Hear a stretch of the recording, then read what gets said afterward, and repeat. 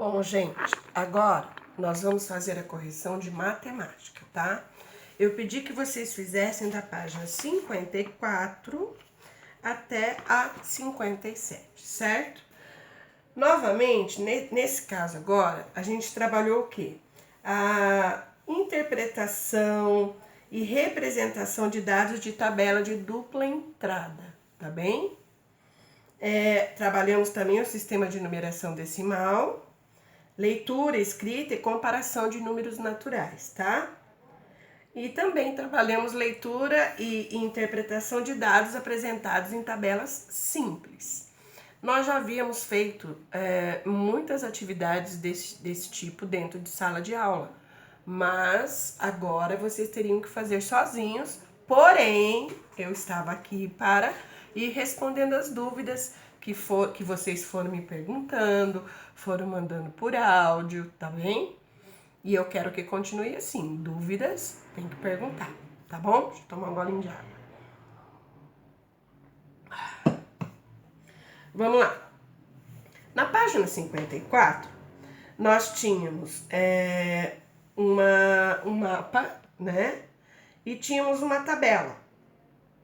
E falava sobre, no mapa era Brasil, região centro-oeste, e a tabela, a população dos estados da região centro-oeste.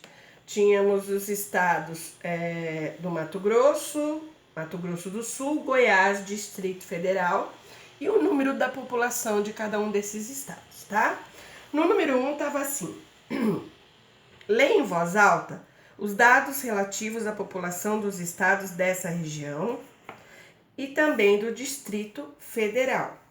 Qual é o estado mais populoso? Bom, pelos números da tabela, eu vou ler para vocês, tá? Apesar de que vocês já fizeram isso, mas vamos lá. Mato Grosso, a população é de 3.382.487. Mato Grosso do Sul, 2.743.142. Goiás, 6.860.047. Distrito Federal, 3.101.220. Então, só de olhar os números a gente já sabe que o estado mais populoso, no caso, é Goiás, né? Com 6.860.047. O menos populoso é Mato Grosso do Sul, tá? Não tá a pergunta aí, mas que é 2.743.142. Número 2 está assim: de acordo com o censo de 2010, Cuiabá tem mais de 550 mil habitantes, mas em Mato Grosso há cidades bem menores, como as que vemos na tabela. Aí tem outra tabela com algumas cidades do Mato Grosso, tá? Aí nós temos a cidade de Cuiabá, Barra do Garça, Água Boa, Alto Araguaia, Chapada dos Guimarães e Pontal do Araguaia. Quantos habitantes o município de Chapada dos Guimarães deveria ter a menos para ficar com o mesmo número de habitantes do Alto Araguaia? Vamos lá então. Chapada dos Guimarães. Chapada dos Guimarães tem 17.821, certo? E o Alto Araguaia tem 15.644. Então, quantos que ele tinha que ter a menos para ficar? Ele tinha que ter 2.177 habitantes a menos, tá? Daí ele ficaria com o mesmo número de habitantes, tá? Então, teria que fazer uma subtração aí, né, gente?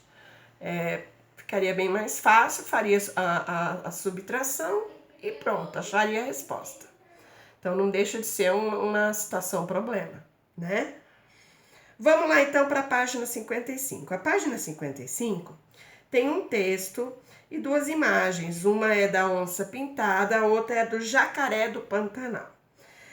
Nesse texto, é um texto informativo, tá? Eu acho que eu nem precisaria ler para vocês, porque vocês tiveram que fazer essa leitura. Como eu sempre digo, toda vez que tem um texto e imagem junto, vocês têm que fazer a leitura não só do texto, mas da imagem, para poder responder as perguntas. Se vocês não lerem, vocês não vão entender. Não adianta querer descobrir, isso aqui não é uma brincadeira de adivinhação, tá? É ler, ler. É como se fosse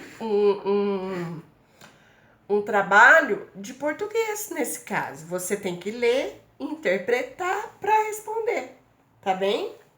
Então vamos lá. Na letra A da página 55 estava assim: qual é a diferença de comprimento entre uma onça pintada e um jacaré do Pantanal?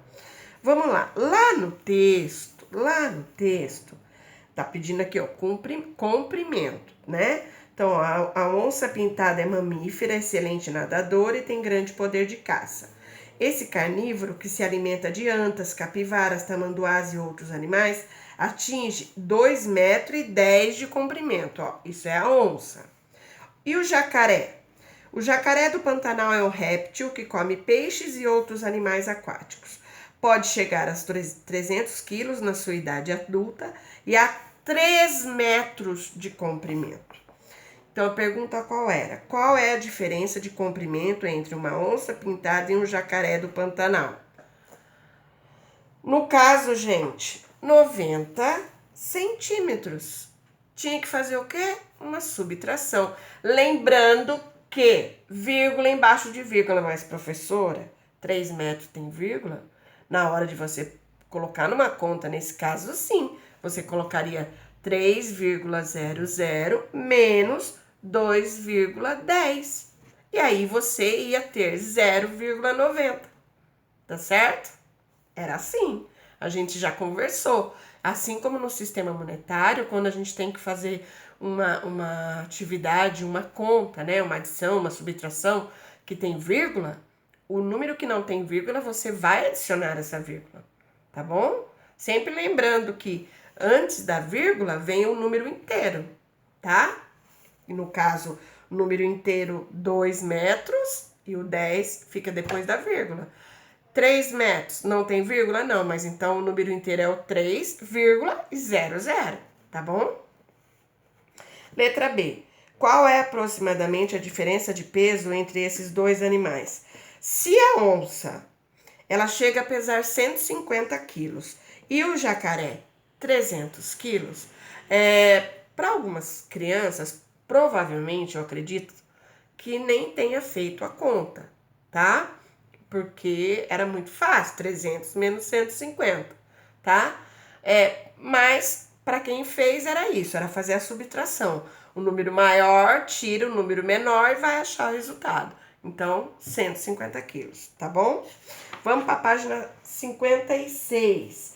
Na página 56 e na página 57, obviamente, nós iremos trabalhar medidas de comprimento, área, massa, tempo, temperatura e capacidade.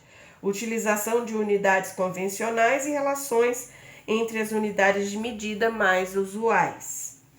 Aí vinha, lembra que eu falei da temperatura, como se mede a temperatura? Então, a temperatura, no caso aqui, nós trabalhamos a temperatura da cidade, né, do país, da região. Bom, mas eu fiz até uma perguntinha para vocês, né? E ficou no ar, mas eu sei que todos sabem. No nosso caso, quando a gente vai medir a nossa temperatura, o que a gente usa, gente? Um termômetro, não é isso? Então, vamos lá. Aí nós temos, na página 56, uma vista aérea da cidade de Cuiabá, no Mato Grosso. E temos aí 3 dias da semana, quinta-feira, sexta-feira, sábado, mostrando, né, imagem do céu, né, se tá limpo ou se tá nublado, chuvoso. E embaixo tá a máxima e a mínima de temperatura. Ou seja, qual é a máxima de temperatura que pode chegar naquele dia e qual é o mínimo que pode chegar naquele dia. Nós usamos o grau centígrado, tá? Quando a gente vai colocar aí a temperatura, tá bom? Inclusive quando é da gente, tá? A temperatura média do corpo também é graus, tá? Vamos lá. Número 1. Na quinta-feira tá assim, céu limpo, máxima 32 graus centígrados, mínima 24 graus centígrados. Sexta-feira, tá? Máxima 32 graus centígrados, mínima 23 graus centígrados. Sábado, 34 graus centígrados e a mínima 22 graus centígrados. Vamos às perguntas. Número 1. Analise a previsão do tempo e responda as perguntas. Letra A. Quais as temperaturas máxima e mínima previstas para quinta-feira? Tá lá.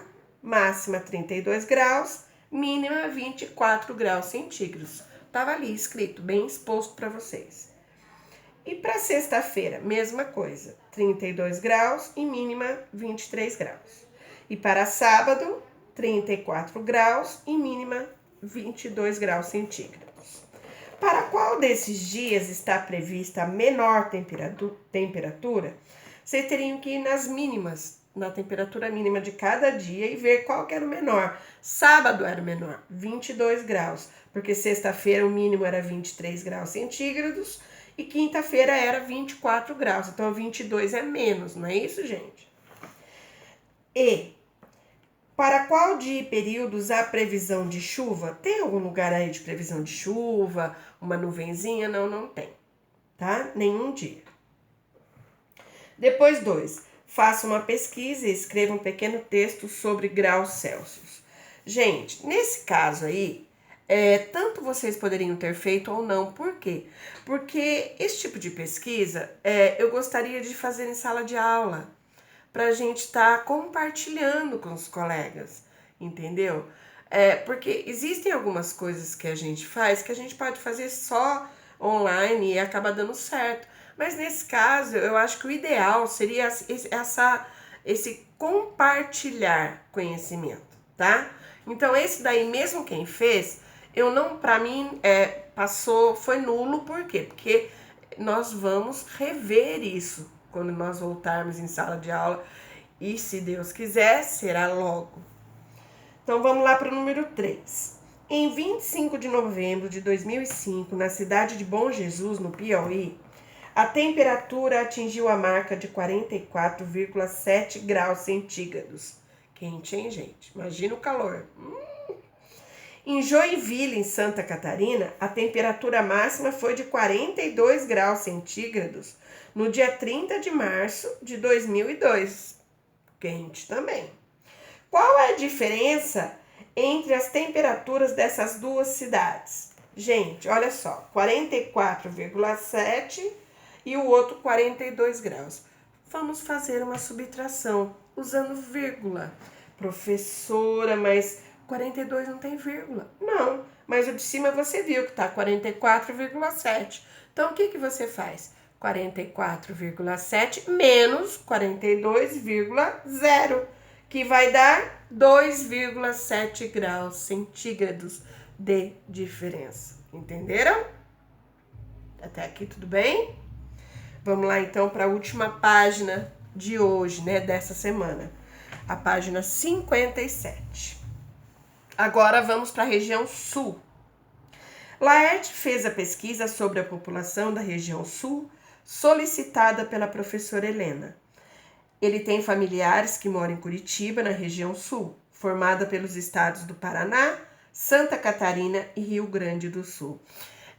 Sabe que eu gostei disso tudo aqui? Que nós trabalhamos as regiões, lembra que nós fizemos todos os estados, as capitais, as regiões, vimos qual a região que tem mais estados, a que tem menos. Então, assim, eu tenho certeza que para vocês não foi difícil fazer essa atividade, né? Nós acabamos entrando aí até um pouco em geografia, né, gente? Estudando as regiões. Tudo bem que aqui é matemática? Sim, porque nós estamos estudando o sistema de numeração decimal, né? Estamos estudando medidas, né, de comprimento, temperatura, capacidade. Porém, nós também estamos estudando geografia. Então, para quem tinha esquecido quais eram os estados que formavam a região sul, aí está, né? Então, o que tinha novamente nessa página? Tinha um mapa e tinha uma tabela mostrando a população da região sul, o nome do estado e qual era o número da população, tá? Então, Paraná, população de 11.396.262. Santa Catarina, 7.090.682. E Rio Grande do Sul, 11.356.804. Letra A. Qual é o estado mais populoso dessa região? Era só olhar qual era o maior número. E qual era? Paraná. Quantos habitantes o Rio Grande do Sul tem a menos que o Paraná? Tinha que fazer o que, gente? Uma subtração. Pega o maior número, que é do Paraná, e tira o número de Rio Grande do Sul, que era menor do que o de Paraná, certo? Dava 39.458 habitantes. Eu vi as atividades de vocês, fico feliz de ver que todo mundo tá fazendo, todo mundo tá, como que eu vou dizer? Está sendo responsável com tudo que eu tô pedindo. Estão me perguntando, e isso me deixa, assim, muito orgulhosa. Eu sabia que vocês eram top, né, gente? Eu sempre falei isso. Vamos lá, então, para o número 2. Em sua pesquisa, Laerte descobriu que é nessa região que são registradas as temperaturas mais baixas de nosso país. Ele trouxe para a turma algumas de suas descobertas. Aí tem Xanxerê, em Santa Catarina, Vacaria, no Rio Grande do Sul, e Cambará do Sul, também no Rio Grande do Sul. Veja bem, olha lá. É como se fosse uma tabela, né, gente? É uma tabela. Em 12 de julho de 2009, né, Xanxerê teve temperatura mínima de menos 9,8 graus. Ai, que medo. Olha, eu adoro o inverno, mas eu não ia aguentar um frio desse. Vacaria. Em 25 de julho de 2009, a temperatura mais baixa registrada na cidade foi de menos 6,3 graus centígrados. E em Cambará do Sul, no dia 24 de julho de 2009, a temperatura mais baixa registrada na cidade foi de menos 5,9 graus centígrados. Professora, como é que eu sei aonde que ficou mais frio? Olha o número maior, porque antes dele tem um sinal de menos. Então, quanto maior for o número com menos antes, quer dizer mais frio fez. Então, qual foi essa cidade? Xanxerê. Tá bom? Então, matemática, ok. Eu não vou cortar agora, porque eu já vou pro outro livro, tá? Pro nosso CHG. Vamos lá. O CHG foi da página 26 até a 29, gente. O que a gente trabalhou nessas páginas, né, desse livro? A gente desenvolveu a compreensão leitora por meio de um texto com estrutura comparativa. Por quê? Porque é um texto onde ele vai comparando, fazendo comparações. É um texto diferente. Os alunos me perguntaram assim, tem uma certa atividade aqui que teria que fazer o texto, né? Vários fizeram. E eu já disse que eu vou fazer essa correção desses textos em sala de aula quando nós voltarmos. Sabe por quê? Porque eu quero ver a estrutura desse texto. Ver se teve coerência, se teve coesão, como que estava a ortografia, a pontuação, tá? Se os parágrafos estavam, assim, perfeitos. Porque é uma maneira da gente trabalhar a produção de texto também. E eu sei que vocês são ótimos. Então, assim, eu não vou dar... assim como aconteceu em matemática naquela pesquisa, que para mim... é como se fosse nulo, esse texto também, nesse caso, para eu corrigir agora. Porque eu quero fazer junto com vocês, tá? Eu quero chamar um por um e falar, olha, vamos tentar refazer isso aqui, o que você quis fazer? E depois fazer também na lousa, tá? Isso é um tipo de correção e que a gente tem que também compartilhar, tá bom? Então, vamos lá. O texto compara dois planetas do sistema solar. O planeta azul, né, que eles falam, e o planeta gigante, ou seja, o planeta azul é o nosso planeta, a Terra, e Júpiter, que é chamado de planeta gigante. Aí tinha um texto que vocês tinham que ler. Algumas crianças mandaram para mim dúvidas. Vou tomar água de novo. É água, hein, gente? E aí vinha assim. Eu fiz uma caca aqui, eu derrubei água aqui. Não tem problema. Aí vinha assim, número 1. De que modo as características dos planetas Terra e Júpiter são apresentadas no texto? Lá no começo já está falando, o texto a seguir compara dois planetas, ou seja, de modo comparativo, tá? Aí vai lá no número 2, na página 27. Tá assim. O que as expressões em destaque no texto indicam? Reparem que lá no texto tá em destaque, né? Tá em negrito a palavra Terra, Júpiter, posição a partir do Sol, composição, satélite natural, temperatura média e tamanho. Todas essas palavras e expressões estavam em negrito. Algum motivo tinha, né, gente? Então, por quê? Porque eles queriam indicar quais eram as características que estavam sendo comparadas, né? No caso, a posição a partir do Sol, como que a Terra, como Júpiter, como que eles estavam a partir, a posição deles a partir do Sol, como era. A composição desses dois planetas, por isso que composição estava em negrito, porque ia falar da composição do planeta Terra e do planeta Júpiter, tá? Então, elas estavam em destaque, então, para mostrar o que seria comparado. No 3 tinha uma tabela que vocês teriam que completar. Como que eu ia completar essa tabela? Olhando, lendo o texto. Eu não lembro se foi a Valesca que falou, professora, bem que você fala que a gente tem que ler mais. É isso mesmo, gente. Então, quem errou, na hora eu falei, presta atenção, volta lá no texto, porque estava fácil, ó. Tava assim, Terra e Júpiter, posição a partir do Sol. Era só ir lá no texto e ver. Posição a partir do Sol. A Terra é o terceiro planeta. Júpiter é o quinto planeta. Composição, a Terra é composto por rochas. Júpiter, por gases. Quantidade de satélites naturais. A Terra 1. Júpiter, 69. Temperatura média da Terra, 15 graus centígrados.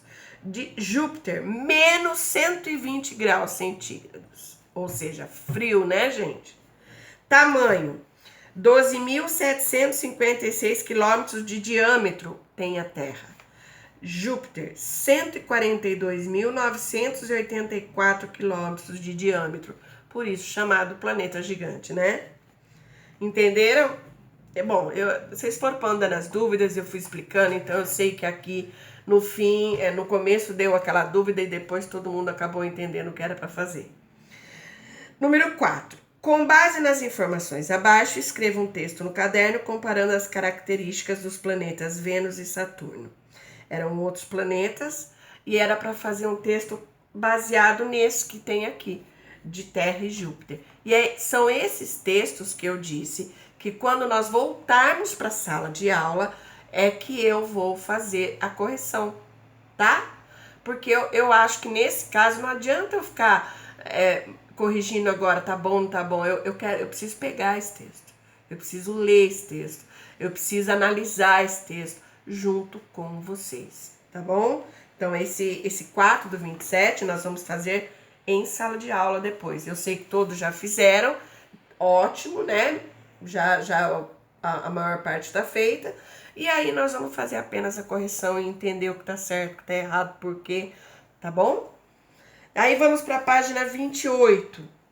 Na página 28, a gente vai ver aí o que seriam mitos, né? Que antigamente eram criados mitos para explicar coisas até do cotidiano. E eu acho que eu já tinha até comentado isso com vocês, né? Que os mitos, eles dependiam das práticas orais, musicais. Então, era através de música que era passado esses mitos, né? Transmitido de geração para geração. Então, a gente já tinha falado sobre isso, vocês sabem o que são mitos, mas nesse caso a gente teria que fazer uma atividade. Muitas crianças me mandaram dúvidas, perguntando, né, algumas coisas para mim e eu fui explicando, tá bom? Mas vamos lá. Então tinha um texto, tinha duas imagens. Uma era uma escultura do rosto de Hesíodo, feita por volta de 500 a.C., esse AC quer dizer antes de Cristo, tá? Exposta no Museu Arqueológico Nacional de Nápoles, na Itália.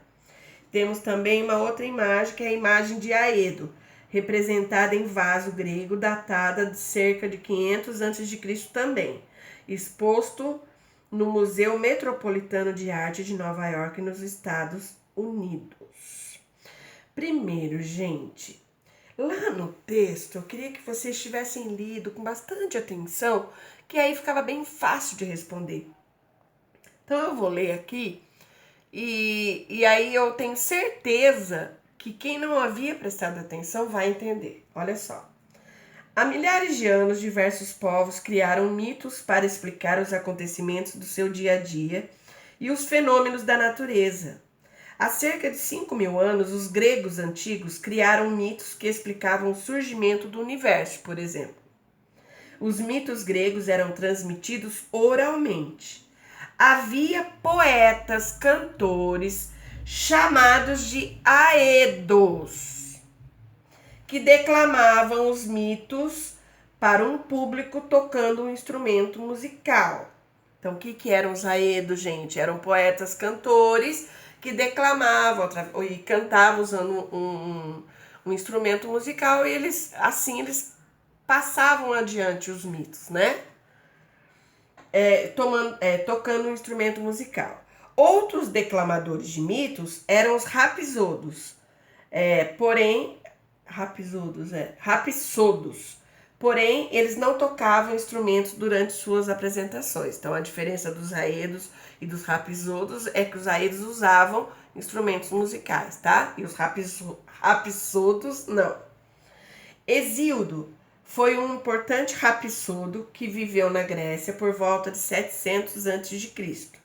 A obra Teogônia, atribuída a ele, é um dos mais antigos textos sobre mitologia grega conhecida no presente. Aí vem na página 15, observe a imagem e responda as questões.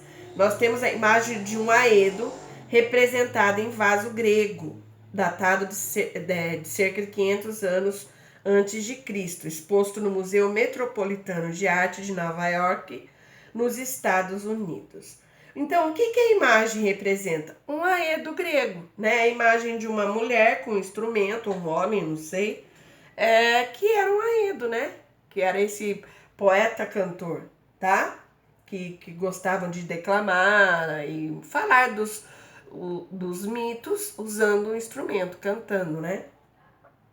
Letra B. Qual a relação entre essa personagem e a transmissão de mitos na Grécia no passado? Acabei de dizer.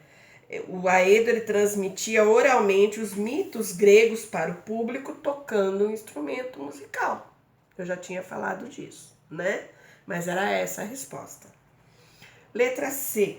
O que os mitos criados pelos povos em geral buscavam explicar?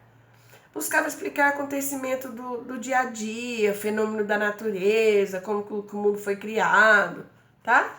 Era para isso que eles criavam os mitos. Aí nós vamos para a página 29, e que tá assim. Tem um texto, né? A criação do mundo.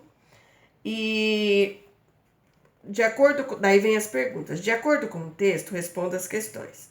O que havia na origem do mundo? Como isso se chamava? Na origem, nada tinha forma no universo. Tudo se confundia e não era possível distinguir a terra do céu nem do mar. Esse abismo nebuloso se chamava caos. Estava lá no comecinho do texto, tá bom? Letra B. Descreva com suas palavras como foram criadas as partes essenciais do nosso mundo. Eles falam assim, aqui no texto está assim: uma força misteriosa, talvez um deus, resolveu pôr ordem nisso. Então, nesse caso, vocês iriam usar as palavras de vocês, lógico, de acordo com o texto. Como eu vou fazer essa correção? Quando a gente voltar novamente na sala de aula, tá? Porque, de repente, você escreveu uma coisa de um jeito, seu colega de outro. Mas por que tem que ser na sala de aula? Olha só que legal, você vai ver que você pode escrever a mesma coisa de diversas maneiras. Isso vai aumentar o seu vocabulário, vai aumentar a sua chance de entender que dá para escrever de modos diferentes a mesma coisa, tá bom? Aí a C. Quais elementos ocuparam o céu, o mar, o ar e a terra? Vamos lá. Tarará. Quais elementos? Planícies. Deixa eu ver.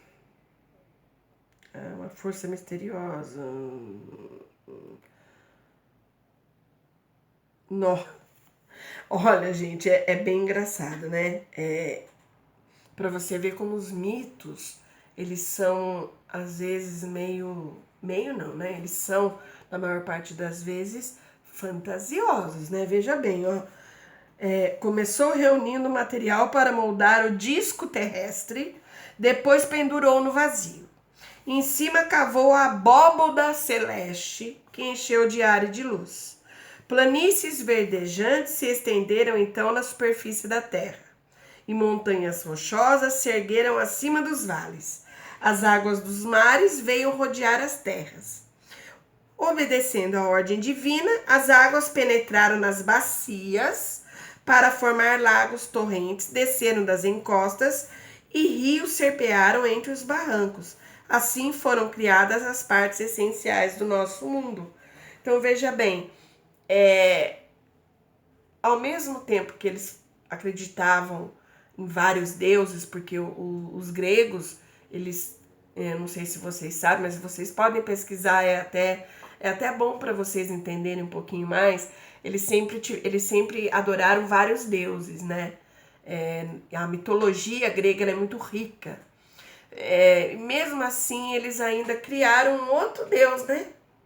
Que é o deus que nós, a maior parte de nós acreditamos, né? Que é o Deus, né? Pai de Jesus, que criou. Eles não colocaram que era nenhum dos deuses deles, né? Isso é legal que você vê que até quem não acredita em Deus acaba criando talvez um mito para dizer que ele existe. E eu acredito que ele existe, sim. E acredito também que é ele que vai nos tirar dessa situação nesse momento. Bom, gente, a nossa correção acabou. Eu espero que todos vejam, todos tenham entendido. Semana que vem, vocês sabem que quinta e sexta é feriado, então não haverá aula. Então, nós teremos aula na segunda, terça e quarta, tá bem? Um beijo.